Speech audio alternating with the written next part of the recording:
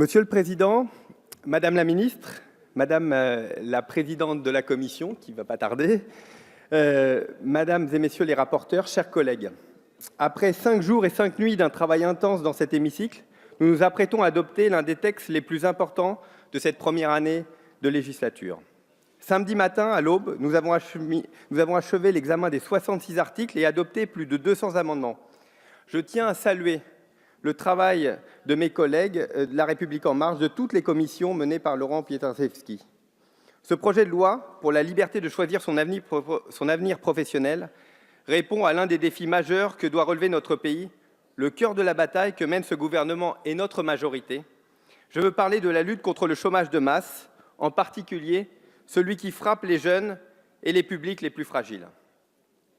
Ce texte va profondément modifier la formation professionnelle, l'apprentissage pour nos jeunes, mais aussi créer de nouveaux droits pour ceux qui sont au chômage, permettre une avancée dans l'égalité réelle femmes-hommes, ainsi qu'une société plus inclusive pour les personnes en situation de handicap. À cette tribune, je veux redire les points saillants de notre réforme.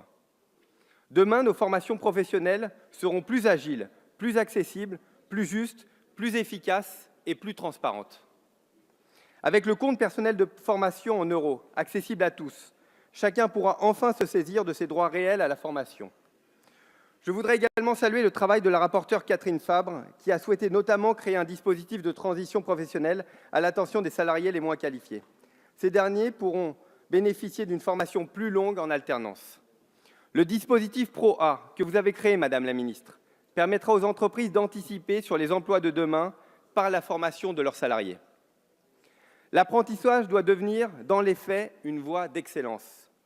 Ainsi, notre réforme remettra au cœur du pilotage les entreprises.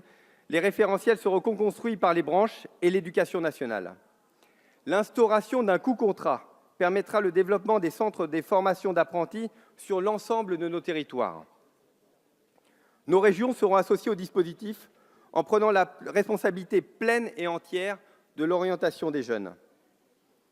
Chers collègues, à l'heure où les carrières sont de moins en moins linéaires, nous avons également modifié le régime d'assurance chômage par l'ouverture de nouveaux droits, comme le droit à la démission tous les 5 ans. C'est une liberté supplémentaire pour choisir un nouvel avenir professionnel, comme l'ont souligné Monique Iborra et Aurélien Taché. Un nouveau droit aussi pour les indépendants à une indemnisation chômage, leur permettant ainsi de rebondir. Nouveau droit également pour les travailleurs des plateformes numériques. Celles-ci pourront adopter des chartes sociales qui établiront davantage de protection pour ces travailleurs. De même, les députés de La République En Marche ont souhaité graver dans le marbre le principe du bonus-malus pour que les entreprises vertueuses soient favorisées par rapport à celles qui utilisent des contrats courts en lieu et place des contrats à durée indéterminée. Je tiens à remercier l'implication et l'engagement sans faille de Carole Grandjean, responsable de texte sur le titre 3. Ainsi, en matière d'égalité femmes-hommes, chers collègues, nous avons écrit dans la loi le principe de l'obligation de résultat et non plus seulement de moyens pour l'égalité salariale. Par le biais d'indicateurs transparents et harmonisés, chaque entreprise pourra ainsi être comparée. Nous nous sommes fixé un objectif de 3 ans pour une égalité réelle des salaires entre les femmes et les hommes. L'inclusion des personnes en situation de handicap dans l'emploi a également été au cœur de notre travail législatif. Je voudrais vous citer une mesure qui me semble être particulièrement efficace. Les stagiaires, même non rémunérés, comme les intérimaires, seront intégrés sans plafonnement dans la déclaration d'obligation d'emploi des travailleurs handicapés. Chers collègues, ce projet de loi est bâti sur un engagement fort du Président de la République pris lors des présidentielles.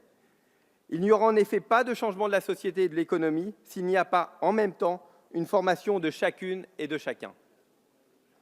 Chers collègues, notre devoir est de protéger la personne en lui donnant les moyens d'évoluer plutôt que de protéger les emplois qui finiront par disparaître.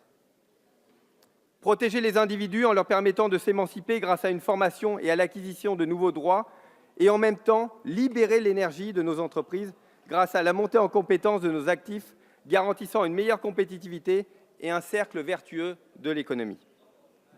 L'émancipation des femmes et des hommes à travers l'acquisition et la montée en compétences permettra à chacune et à chacun d'avoir réellement la liberté de choisir son avenir professionnel. Je vous remercie.